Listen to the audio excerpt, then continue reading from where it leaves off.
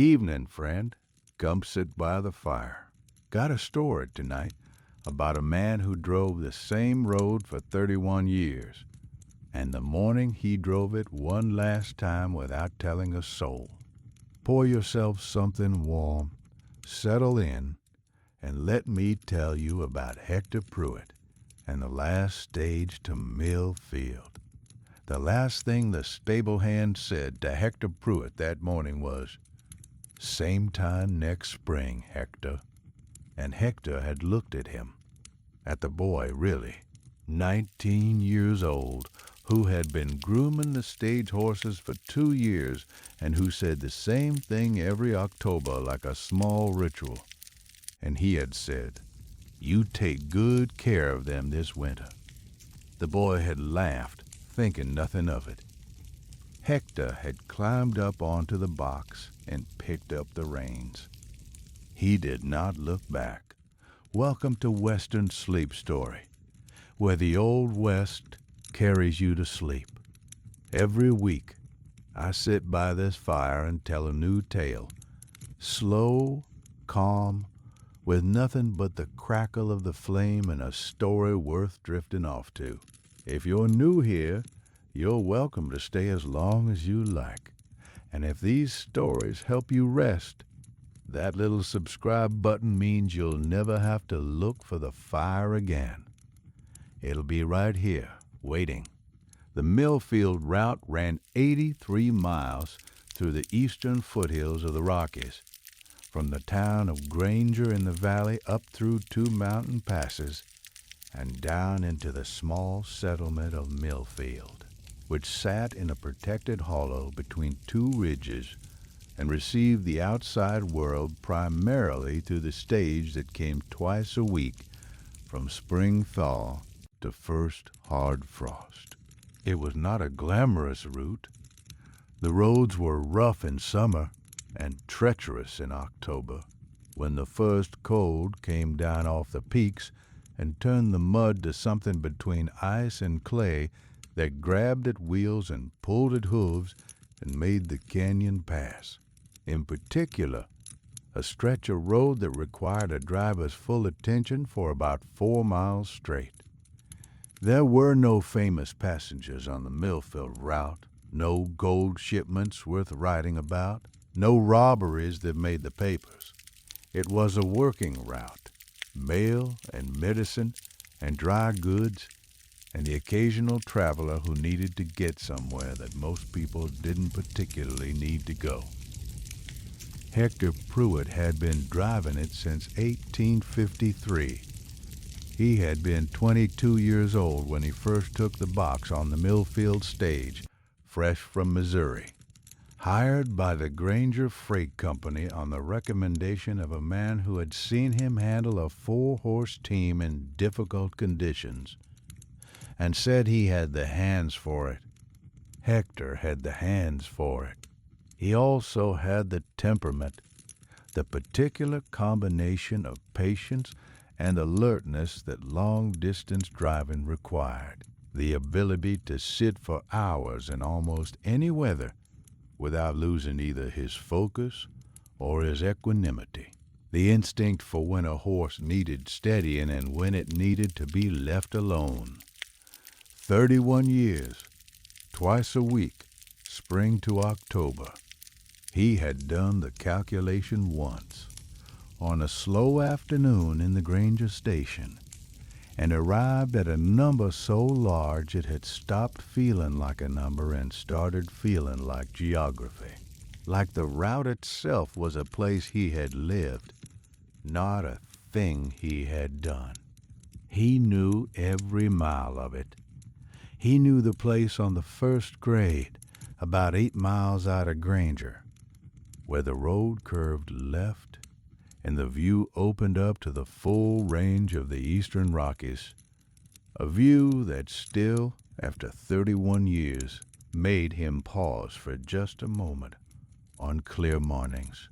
He knew the creek crossing at mile 14 where the water ran fast in spring and slow in August, and where a gray fox had been living in the rocks on the north bank for at least 6 years, appearing occasionally in the early morning to watch the stage go by with an expression of mild professional interest.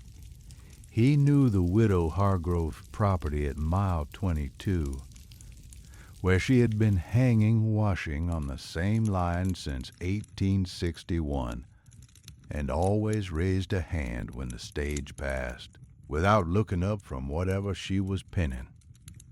He knew the smell of the canyon pass before you could see it, a cold mineral smell that came down off the rocks with the wind, and he knew the particular sound his led horse made when she smelled it too, a small adjustment in her breathing that told him she was ready for the hard stretch ahead. He knew the 11 stops. Granger, where he started. Dellwood Crossing, 8 miles out. The Hargrove Waystation at mile 22. Pitcher's Ford, the Canyon Pass. Not a stop, just a stretch, but one that deserved its own category. Cold Creek Station, the Beaumont Ranch, Ridgeback, 2 smaller unnamed stops that the company records called Station 9 and Station 10, but that everyone on the route knew by the names of the families that ran them, the Aldrich Place and the Fogarty Place. And then Millfield, at mile 83, the end of the line, the hollow between the ridges, the place where the route folded back on itself and became the return journey. 11 stops, 83 miles, twice a week for 31 years. And on the morning of October 3rd, 1884, Hector Pruitt had a letter in his coat pocket for each one of them. He had written them the night before. Alone at his kitchen table in the small house on the edge of Granger that he had lived in for 20 years. The lamp burning low, the house quiet around him in the particular way of a house that has been lived in alone for a long time. Not empty exactly, but shaped by one person's habits, settled into the geometry of a single life. He had taken out paper and his good pen, and he had sat there for a while before he started writing. Not because he didn't know what to say, but because he wanted to say it right. He had always been a man who believed that if something was worth doing, it was worth doing with care. He wrote 11 letters, not long ones.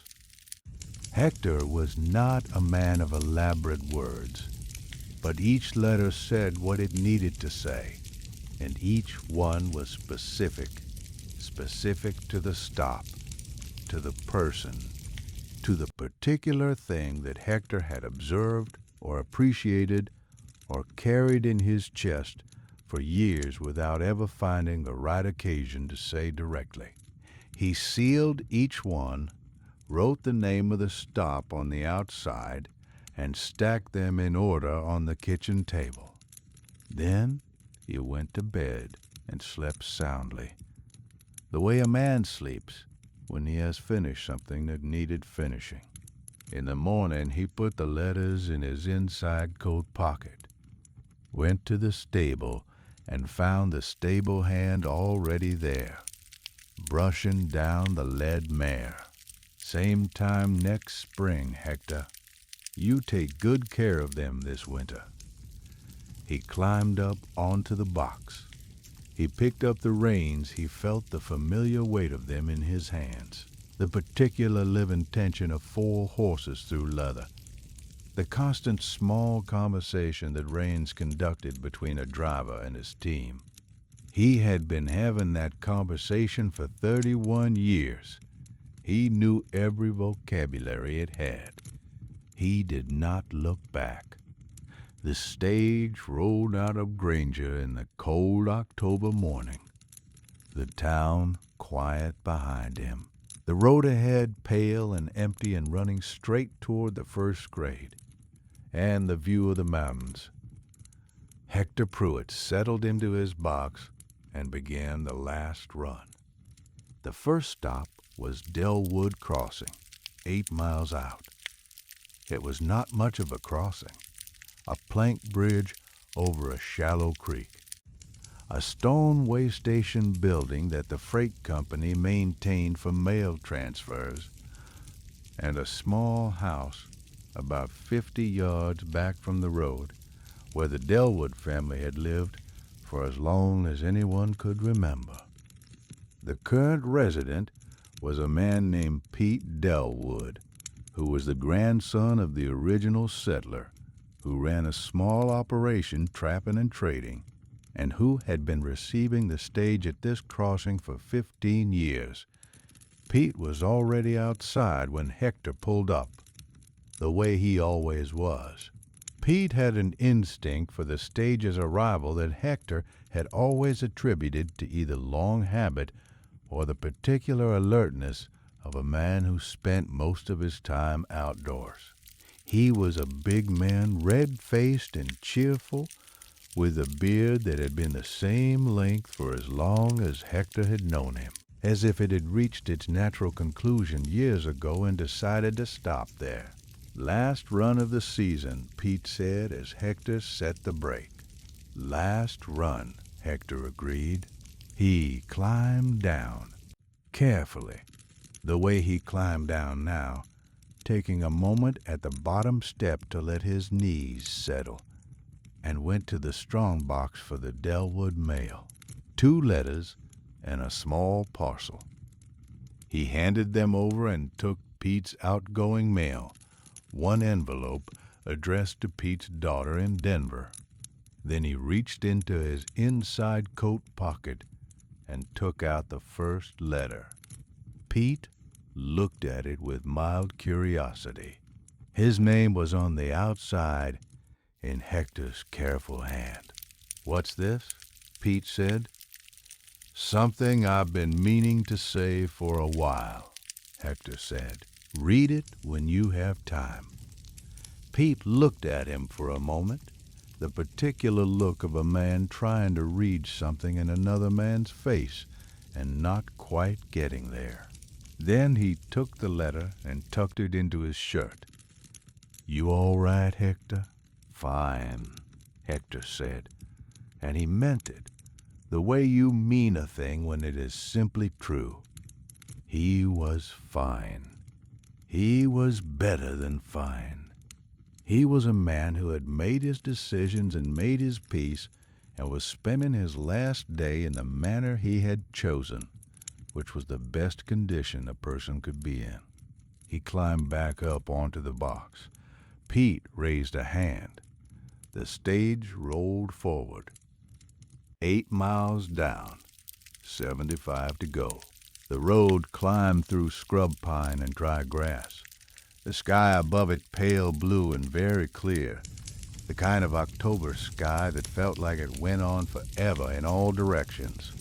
Hector's lead mare, her name was Clara, which was not a name he had given her, but which had come with her from the previous owner, and which suited her so well he had never considered changing it, moved through the grade with the easy authority of a horse that knew this road in her bones. The other 3, 2-wheelers and a swing horse, followed her rhythm without complaint. Hector let the reins rest easy in his hands and watched the road and thought about Pete Dellwood reading the letter later, probably at his kitchen table, probably with a cup of coffee, probably with that same mild expression of a man who wasn't sure what he was receiving, but was willing to receive it. The letter said, among other things, that Hector had appreciated Pete's consistency more than Pete probably knew. That, in 31 years, Pete Dellwood had been outside waiting at Dellwood Crossing more times than Hector could count, in heat and cold and rain and the particular misery of late October wind, and that he had always been cheerful, and that cheerfulness in a person who has no particular obligation to be cheerful was a gift that most people gave without knowing they were giving it. It said, "Thank you." That was the core of all 11 letters, really. Thank you, said in 11 different ways, for 11 different reasons. To 11 different people who had been part of the route and therefore part of his life for more years than most friendships last. He had not been sure, writing them, whether this was a strange thing to do, whether people would find it odd or sad or alarming in the way that gestures of finality sometimes alarm people who weren't ready for them. But he had decided that it didn't matter much whether it was strange. It was honest. And at 63 years old, with the cold coming down off the peaks and the reins loose in his hands, on the last morning of the last run, honesty seemed like the only currency worth spending. The Hargrove Waystation at mile 22 was the oldest stop on the route. Eleanor Hargrove had been running it since before Hector started driving. She had been there when he made his first run in 1853. A woman of 40 then, brisk and capable, with the kind of authority that came not from position, but from competence, from being the person who always knew where everything was and what needed doing and how to do it. She was 71 now. Her hair was entirely white, and her hands were gnarled with a particular thickening of age and hard work, and she moved more slowly than she once had. But the authority was unchanged. Eleanor Hargrove was still the person in any room who knew where everything was. She was hanging washing when the stage came up the road. She did not look up. She raised her hand. Hector felt something move in his chest, the small, familiar comfort of it. The same gesture in the same place for 31 years, the hand raised without looking up, the washing going on the line regardless of what came down the road. He pulled the stage to the Waystation and climbed down, and she came across the yard wiping her hands on her apron, her face doing what her face always did when she saw him, which was arranging itself into something between acknowledgment and warmth that was the closest Eleanor Hargrove generally got to demonstrable affection. "Last run," she said. "Last run," he said. He gave her the mail. 3 letters, a newspaper, a small package from the Denver apothecary that she ordered every fall.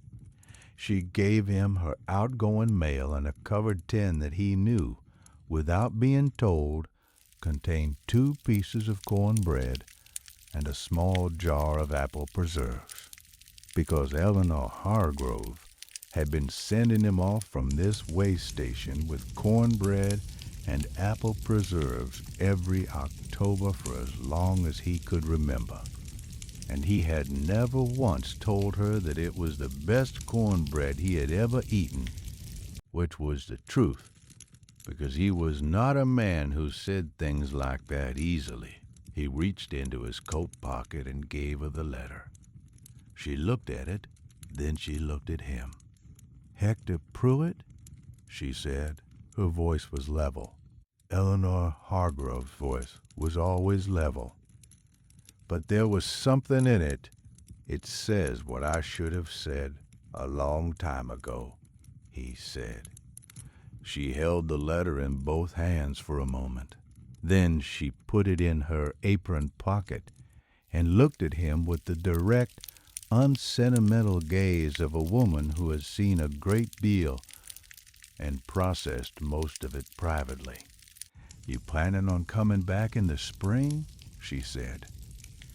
It was the question he had known would be asked, somewhere along the route, by someone who could read a situation. He had known it would be Eleanor if anyone. "No," he said, quietly, without drama.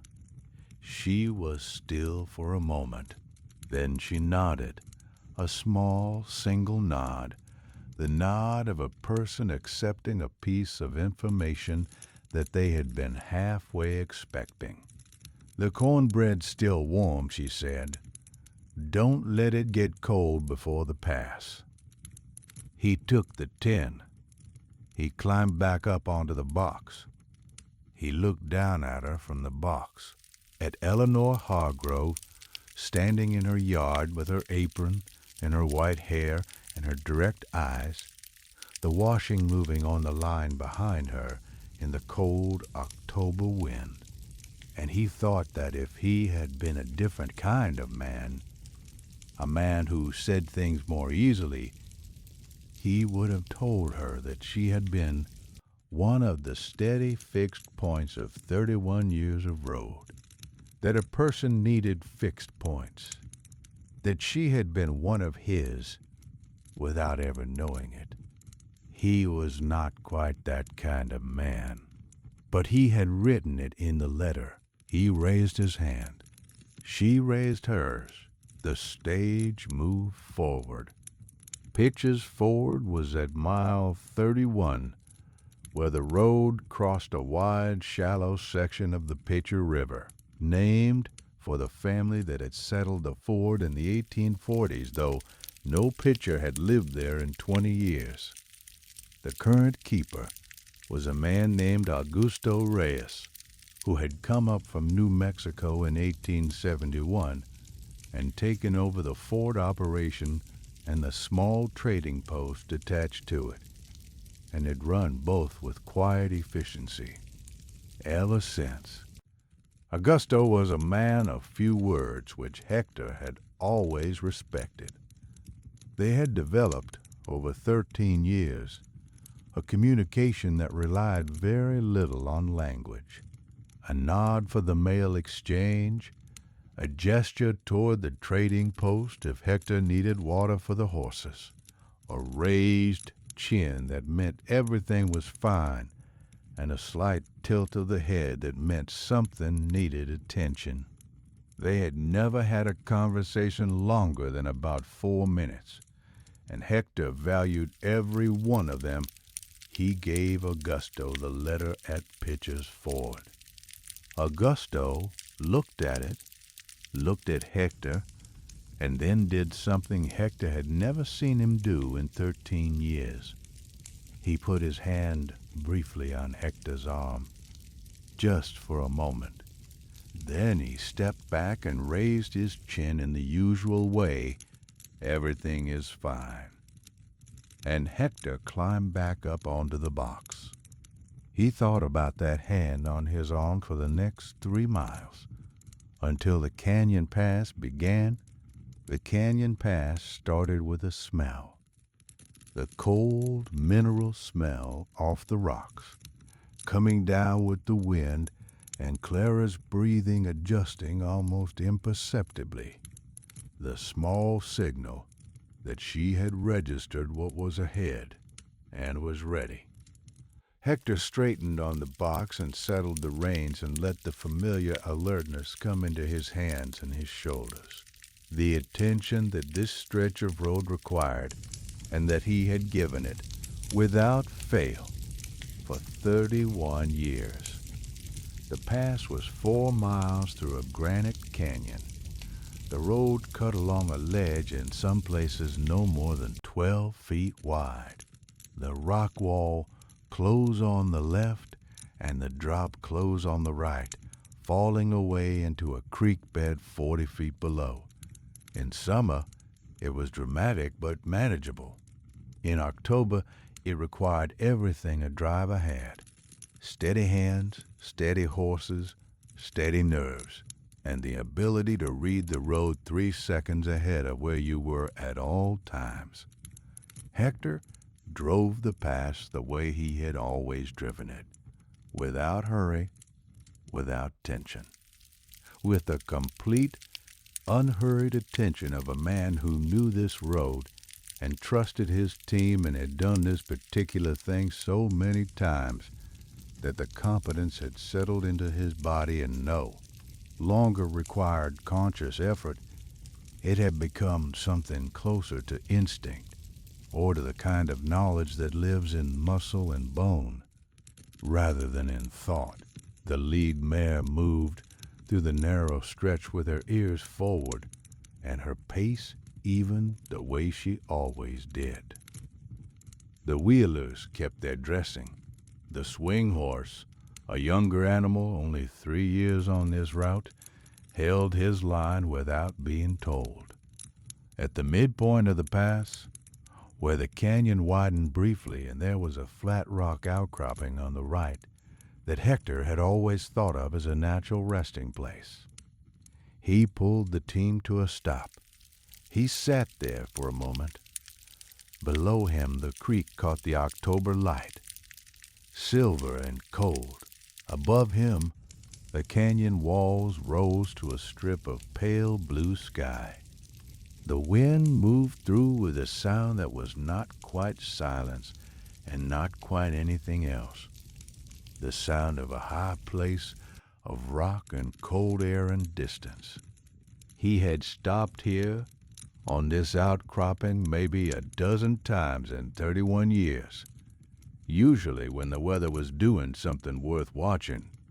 Once, when a hawk had been riding the thermals off the canyon wall so close he could see the individual feathers.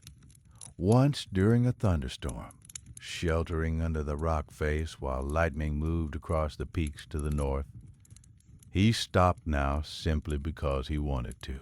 He sat on the box of the Millfield stage on the flat rock outcropping in the canyon pass on the 3rd of October, 1884. And he listened to the creek and the wind. And he thought about 31 years of this road, and he did not feel sad. He felt the particular fullness of a thing that has been done completely, given everything it deserved, carried to its proper end. After a few minutes, he picked up the reins. Clara's ears came forward. The team gathered itself. The stage moved out of the canyon pass and down into the open country beyond. Now, if you're still awake and this fire's keeping you company tonight, I'm glad you're here. If you'd like more nights like this, a subscribe and a quiet little tap on that bell means I can keep these stories coming, one fire at a time. But for now, let's get back to where we were. Cold Creek Station was at mile 47, and it was run by a woman named Iris Callahan, who was 34 years old and had taken over the station from her father 3 years ago when he died, and who had, in those 3 years, turned it from a barely functional way station into one of the best-maintained stops on the entire route. Hector admired Iris Callahan in the uncomplicated way that he admired anyone who took something over and made it better. She had repaired the corral fence in her first month. She had negotiated a better feed arrangement with the Beaumont ranch down the road. She had put a proper roof on the station building, replacing the original that had been leaking since approximately 1870. She had done all of this matter-of-factly, without announcing it the way capable people do things. They just do them, and the evidence accumulates, and eventually you look up and realize that everything works now. She was in the corral when he pulled up, checking the hooves of one of her own horses with the focused expression of a person conducting a professional assessment. She looked up when the stage came in, stood, walked over. "Last run," she said. "Last run," he said. "The mail exchange. The letter." She looked at it with her characteristic directness. Iris Callahan was not a woman who spent much time on uncertainty, and then looked at him. "This a goodbye letter?" she said. "It's a thank you letter," he said, which is maybe the same thing. She considered this. Then she tucked the letter into her coat pocket and nodded. "You trained me well," she said. "The first 2 years, the things you told me about the pass, about the creek crossing in spring." She paused. "I used every bit of it." Hector hadn't known she'd been listening that carefully. He had offered the information the way he offered most things, without ceremony, just putting it out there in case it was useful, and had not tracked whether it landed. "Good," he said. "Good," she agreed. And that was enough for both of them. The Beaumont ranch was 5 miles further, at mile 52. The Beaumont family had been on this land since before the route existed. They were the kind of ranch that the route had grown up around, not the kind that had come after it. The current patriarch was a man named Gerald Beaumont, 68 years old, who had been receiving the Millfield stage at his ranch gate since Hector's second year on the route. Gerald was at the gate. He was always at the gate. In 30 years, Hector could count on one hand the number of times Gerald Beaumont had not been at the gate when the stage came through. He was a tall man, thinner now than he had been in his prime, with white hair under a black hat, and the patient posture of a man who had been standing at fences and gates his whole life, and found nothing wrong with that. "Hector," he said. "Gerald," Hector said. "The mail exchange." Then the letter. Gerald held it for a long moment without opening it. He looked at the road ahead and then at Hector on the box, and then at the road again. "You know," Gerald said, "I've been thinking this year might be your last." He said it in a conversational tone, the way he said most things. Something in the way you drove the pass last month, like a man who knows the road well enough to say goodbye to it. Hector looked at him. "You didn't say anything." "Not my place to," Gerald said. He looked at the letter in his hand. "I'll read this tonight. I'd appreciate that." Gerald raised a hand. The stage rolled forward. Ridgeback was the highest settlement on the route, sitting at an elevation that made its summers short and its winters long, and its residents a particular type of person, self-sufficient, undemonstrative, comfortable with silence and solitude in a way that lower country people sometimes found difficult to understand. It was not a town, exactly, more a cluster of homesteads around a general store and a smithy. About 12 families who had settled within a few miles of each other for the practical advantages of proximity without the social obligations of actual town life. The mail stop at Ridgeback was at the general store, run by a man named Thomas Birch, who was 50 and had been there as long as Hector had been making the route. Thomas was the kind of storekeeper who remembered everything. Every order, every name, every preference, every piece of news that came through with the mail, and who processed this information internally and distributed it only when distribution was warranted. In a small community at high elevation, this was an invaluable quality. He took the letter from Hector without comment, read the outside, looked at Hector, and said, "You're not coming back." "No," Hector said. Thomas nodded. He set the letter on the counter beside him, carefully, as if placing it somewhere it wouldn't get lost. "I'll put a notice in the spring," he said, "when the route opens again, so people know to expect a new driver." "I'd appreciate that," Hector said. He thought, driving away from Ridgeback, about Thomas Birch putting up that notice in April, about the first spring run with the new driver, about the route continuing because it would continue. The route did not depend on him. The mail needed to reach Millfield regardless of who held the reins, and about all the things the new driver would have to learn that could not be told, only driven. The two family stops, the Aldrich place and the Fogarty place, were within 3 miles of each other, the last stops before Millfield. Both were homesteads.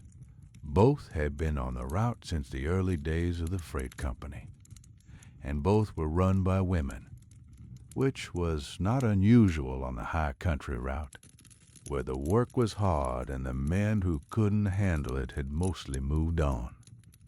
Martha Aldrich was 60, with a son who helped run the place, and 2 grandchildren who came running when the stage arrived, the way children run toward things that are large and loud and represent the outside world arriving at the door.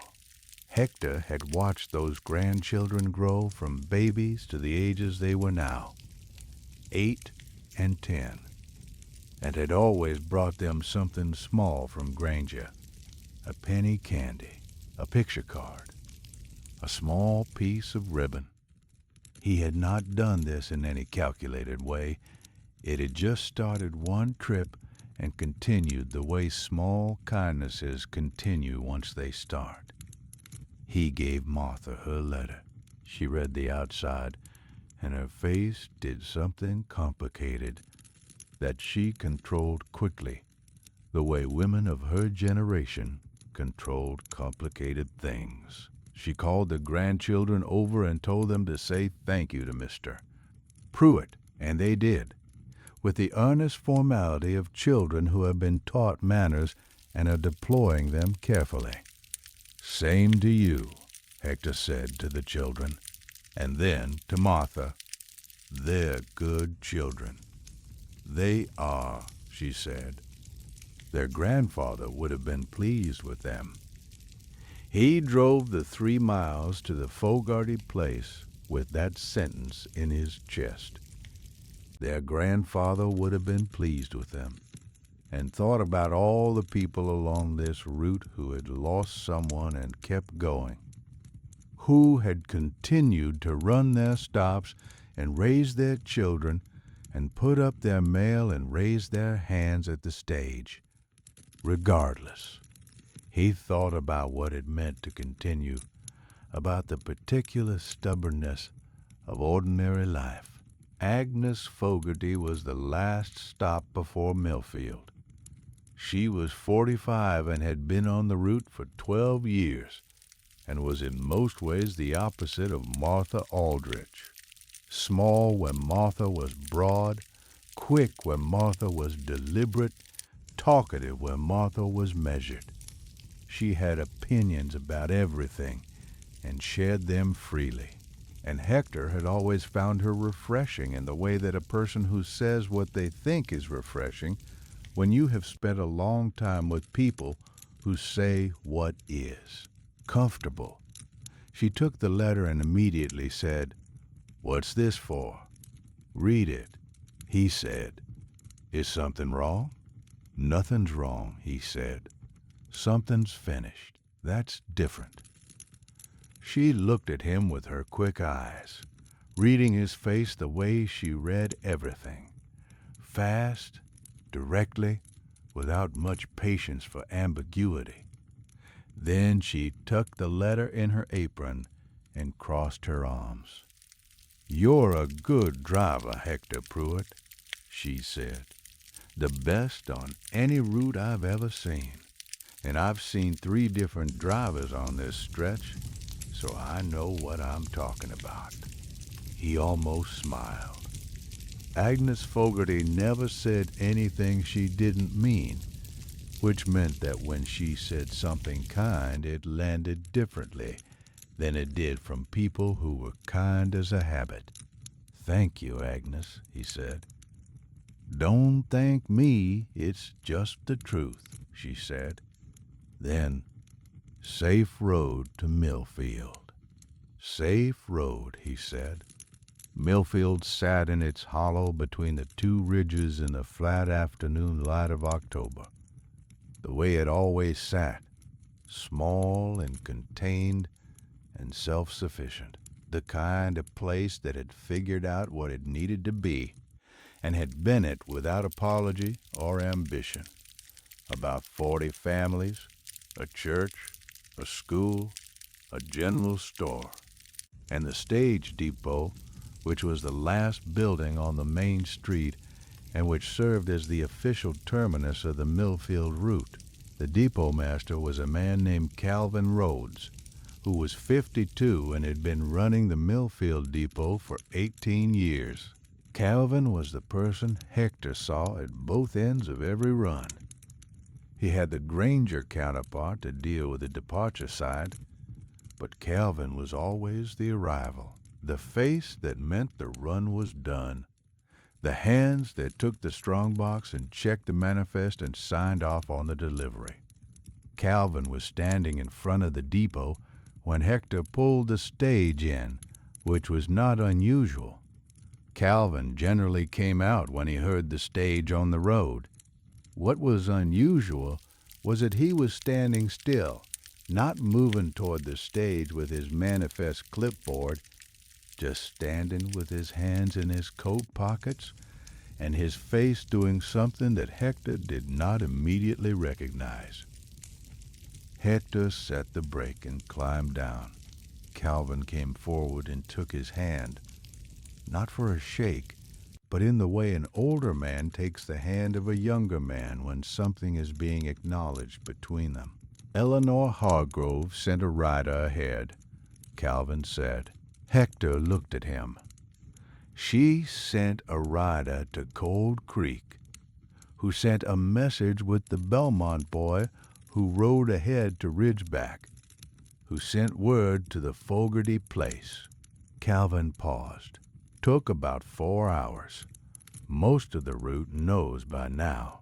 Hector thought about Eleanor Hargrove reading his letter at her kitchen table and then going, without saying anything to him, without drama or ceremony, and arranging for word to travel ahead of the stage. Practical, direct Eleanor Hargrove to the end. "She shouldn't have," he said. "But he didn't mean it as a complaint." "She thought you'd say that," Calvin said. He released Hector's hand. "Come inside. I've got coffee," which was warm and smelled of wood smoke and old paper. Calvin poured 2 cups, and they sat at the table by the window that faced the main street. The light outside was going, the October afternoon shortening toward early dark, the hollow already filling with shadow while the ridges above were still lit. They talked for a while. Not about the route, particularly, or about what came next. There was very little to say about what came next, since what came next was simply the rest of a life that would no longer include the Millfield run. They talked about people along the route, about the years, about small things that had happened and been forgotten and came back now in the warmth of the depot with the coffee cooling in the cups. At some point, Calvin put an envelope on the table. Hector looked at it. "From the company," Calvin said. "They asked me to give it to you at the end of the last run." Hector picked it up. It was heavier than a letter. He opened it and found inside a folded paper a formal letter from the Granger Freight Company thanking him for 31 years of service, noting his record, wishing him well. And beneath the paper, a small object wrapped in cloth. He unwrapped it. It was a watch, a good one, silver-cased, with his name engraved on the back. Hector Pruitt, Millfield Route, 1853 to 1884. He held it in his palm for a moment. Calvin was watching him with the expression of a man who has been waiting to see how something is received and is relieved by what he sees. 31 years, Calvin said. They wanted you to have something that lasted. Hector closed his fingers around the watch. He thought about the stable hand that morning. Same time next spring, and about Pete Dellwood's face when he took the letter, and about Eleanor Hargrove raising her hand at the washing line for the last time, and about Augusto Reyes putting a hand briefly on his arm, and about the canyon pass in the cold mineral air, and about Gerald Beaumont at his gate, knowing before Hector said a word. He thought about Martha Aldrich's grandchildren saying thank you with their careful manners, and about Agnes Fogarty's quick eyes and her direct kindness, and about Calvin Rhodes sending word ahead through the hollow so that Millfield would be ready. He opened his hand and looked at the watch. Hector Pruitt, Millfield Route, 1853 to 1884. It lasts, he said. He stayed in Millfield that night the way he always stayed.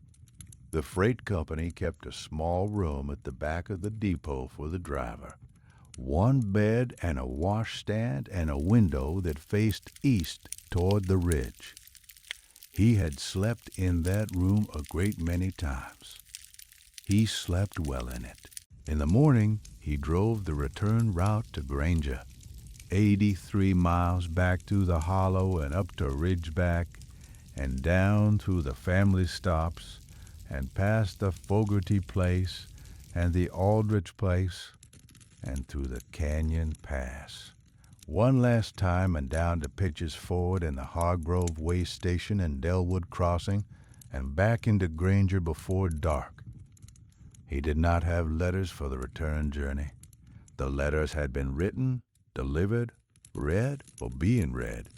He did not know which, for most of them, and did not need to know. He had said what he wanted to say. The rest belonged to the people who had received it. What he had on the return was the road itself. He had it the way you have something for the last time when you know it is the last time, with the complete attention that finality grants, the way every detail becomes sharp and available when you understand that you will not have it again. The smell of the scrub pine on the first grade, the gray fox at the creek crossing at mile 14, which was there, in its place on the north bank, watching the stage go by with its usual expression of professional detachment. The widow Hargrove's property, where the washing line was empty now, everything taken in, but the line itself still there, moving slightly in the cold October wind. He drove through the canyon pass in the early afternoon, when the light came down at an angle that turned the granite walls amber and the creek below silver. He did not stop at the outcropping this time. He drove through steadily, with his full attention, the way he had driven it for 31 years, hands easy on the reins, eyes on the road, Clara's ears forward and her pace even, the team working together in the wordless coordination of long habit. On the other side of the pass, where the road opened up and the valley spread out below, he let the horses slow for a moment. Just a moment. He sat on the box in the October afternoon, looking at the valley and the town in the distance, and the sky above it all, very blue and very still. He thought about the watch in his coat pocket. He took it out and opened the case and looked at it. The clean face, the steady hands, the engraving on the back.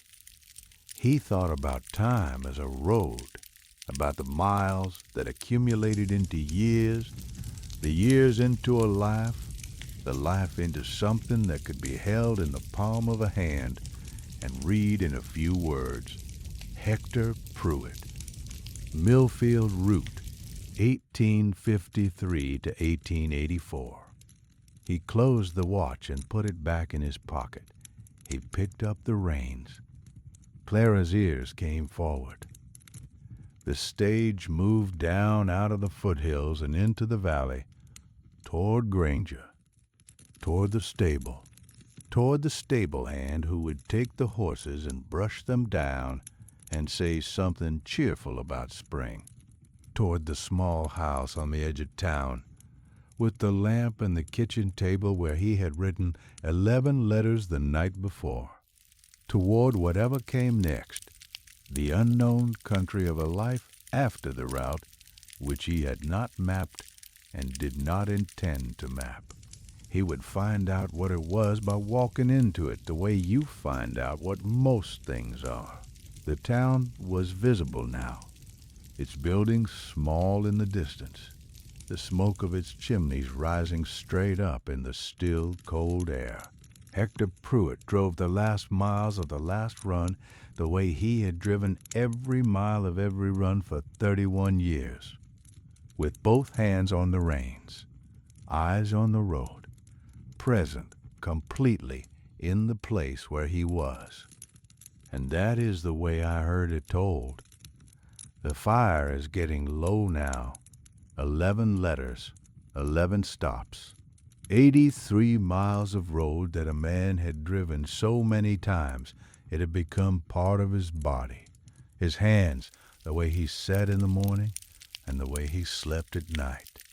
I've thought about Hector Pruitt a good deal over the years, about what it means to do one thing well for a long time, not famously, not for any particular reward, just consistently, just with the full weight of your attention given to the road in front of you. And I've thought about those 11 letters, about a man who understood that the people along the way deserved to be thanked, that the fixed points in a life, the people who are always at the gate, always raising a hand without looking up, are worth saying something to before the road ends. Most of us have those people. Most of us don't say the thing in time. Hector Pruitt said it. You rest easy tonight, friend, and if this story gave you a quiet place to land, I'd be grateful if you'd share it with someone who could use a peaceful night. Leave me a word in the comments. Tell me where the fire took you tonight. I read every one. I will be right here next time you need a story. The fire will be burning, same as always. Good night.